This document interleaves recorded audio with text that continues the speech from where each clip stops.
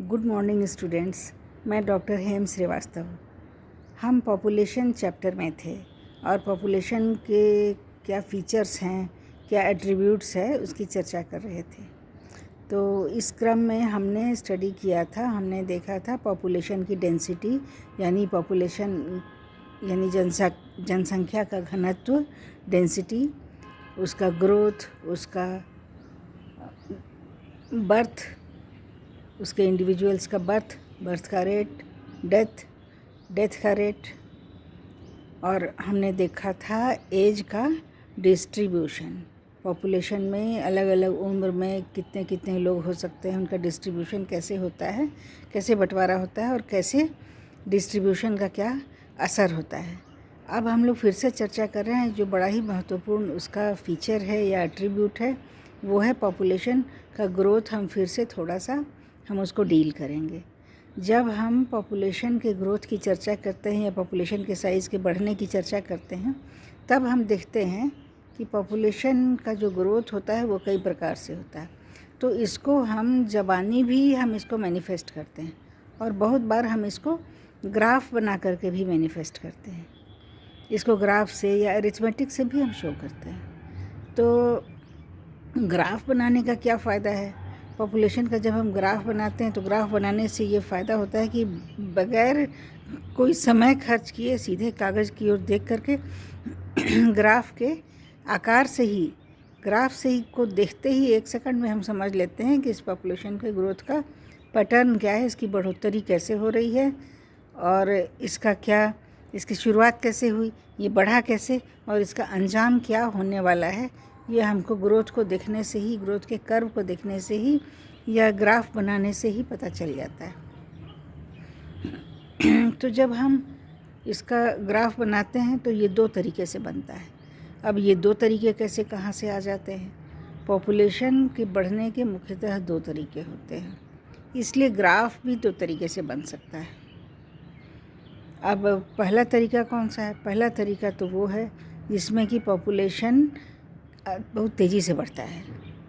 और पॉपुलेशन तेज़ी से कब बढ़ता है? जब रिसोर्स काफ़ी हो, संसाधन काफ़ी हो, हवा, पानी, जगह, ज़मीन, फूड सब काफ़ी हो, स्पेस काफ़ी हो, तब पॉपुलेशन की ग्रोथ की शुरुआत तेज़ होती है। तो हर तरह की पॉपुलेशन की ग्रोथ की शुरुआत तेज़ ही होती है, लेकिन कोई कोई पॉपुलेशन ऐसे होते हैं जिसमें कि शुरुआत यानी स्टार्ट बहुत फास्ट होती है, काफ़ी तेज़ शुरुआत होती है। तेज़ शुरुआत होते होते उसके बाद उसकी संख्या, लोगों की, उसके इंडिविजुअल्स की संख्या बढ़ती है, उसमें उस पॉपुलेशन में जो लोग रहते हैं उसकी संख्या बढ़ती है बड़ी तेज़ी से और अंत तक तेज़ी से बढ़ती चली जाती है। अब आप कहेंगे कि अंत तक तेज़ी से कैसे बढ़ती है? वो इसलिए होता है कि रिसोर्स को यूटिलाइज़ करने की या लेने की और अपनी संख्या बढ़ाने की, तादाद बढ़ाने की आदत पड़ जाती है। तो इसलिए जहाँ पर कि शुरुआत होती है वहाँ पर कर्व थोड़ा ज़मीन से लगा हुआ होता है, यानी कि झुका हुआ होता है, क्योंकि शुरू में तो जनसंख्या बहुत कम होती है ना, शुरू ही से तो जनसंख्या बहुत ज़्यादा नहीं होती है। तो शुरू में जब जनसंख्या कम होती है तो उस समय लोग कितने भी बढ़ें, पॉपुलेशन का कर्व थोड़ा सा झुका हुआ ही रहता है, उसका जो ग्राफ होता है थोड़ा सा झुका हुआ होता है। लेकिन जैसे जैसे इंडिविजुअल्स थोड़े बढ़े, ये लोग रिसोर्स का कंजम्पशन बहुत फास्ट कर देते हैं। रिसोर्स मतलब कि जो भी संसाधन है, जो भी फूड है, वाटर है, मिट्टी है, उसको इतना ज़्यादा कंज्यूम करने लगते हैं, इतना ज़्यादा उसको यूज़ करके अपनी जनसंख्या बढ़ाते जाते हैं। और जनसंख्या शुरू में जो तेज़ होती है वो अंत तक उसकी तेज़ी बनी रहती है। तब आप कहेंगे कि ये तेज़ी कब तक चलेगी? आखिर संसाधन तो इतने नहीं होते हैं कि अंत तक जनसंख्या बढ़ ही जाए, बढ़ती ही चली जाए। तो वैसी स्थिति में क्या होता है, जनसंख्या जब बढ़ती है, बढ़ती चली जाती है, उसका कंजम्पशन बढ़ता चला जाता है, भोजन, पानी, स्पेस, हवा, सब रिसोर्सेज को कंज्यूम जब करते चले जाते हैं और जनसंख्या बढ़ती चली जाती। और जनसंख्या जहाँ ज़्यादा हुई, थोड़ी ज़्यादा हुई, तो चूँकि लोग ज़्यादा होते हैं तो रिप्रोडक्टिव एज वाले इंडिविजुअल्स ज़्यादा हो जाते हैं। तो वैसी स्थिति में वो जो कि जनसंख्या बढ़ा सकते हैं या रिप्रोडक्टिव एज में हैं, वो बहुत ज़्यादा होते हैं। तो उस स्थिति में जनसंख्या और ज़्यादा बढ़ने लगती है। फिर और इंडिविजुअल्स हो गए कुछ साल में या कुछ समय में, उसके बाद जनसंख्या फिर और तेज़ी से बढ़ती है, और तेज़ी से बढ़ती। उसके बाद जैसे जैसे इंडिविजुअल्स बढ़ते हैं, लोग बढ़ते हैं, वैसे वैसे जनसंख्या और तेज़ी से बढ़ती है। तो इसको हम कहते हैं जियोमेट्रिक ग्रोथ।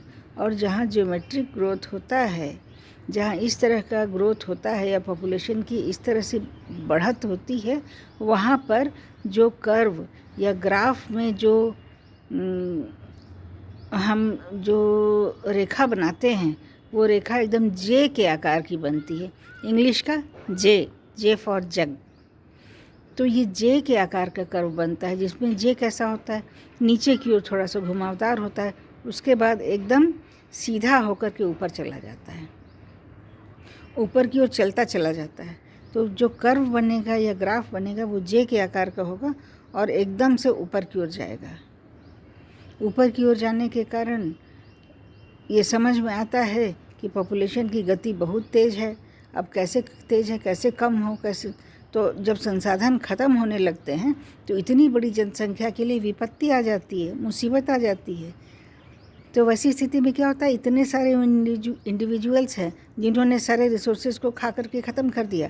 तो वैसी स्थिति में क्या होगा, अचानक से बड़ी बड़ी दुर्घटना होगी, बड़ा बड़ा विनाश होगा, यानी कोई मुसीबत आएगी और सारे पॉपुलेशन को एक साथ हवा, पानी, भोजन आदि की कमी हो जाएगी या नहीं मिलने लगेगा। वैसी स्थिति में बहुत बड़ी बड़ी मौतें होंगी, काफ़ी बड़ी बड़ी संख्या में लोग मरेंगे, वो चाहे मनुष्य की जनसंख्या हो या जानवरों की हो या बैक्टीरिया की हो। तो अगर पॉपुलेशन ने अपनी बढ़त बहुत तेज़ी से बना रखी है और रिसोर्सेज से कोई समझौता करने को तैयार नहीं है, ये मानने को तैयार नहीं है कि हमारे पास संसाधन कम है, हमें कम संसाधनों का इस्तेमाल करना चाहिए, वैसी स्थिति में कोई ना कोई बहुत बड़ा विनाश होगा और उसी पॉपुलेशन के बहुत सारे इंडिविजुअल्स एक साथ मारे जाएंगे।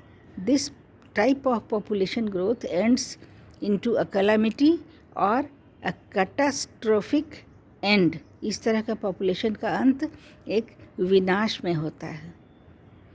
तो आप हमें कमेंट्स देंगे, यदि ना कुछ समझ में आया हो या फिर कोई और टॉपिक चाहते हो या इसका थोड़ा इलाबोरेशन चाहते होंगे तो आप हमें बताएंगे। हम आपको फिर से हम आपके सामने अगले वीडियो में आएंगे। Thank you.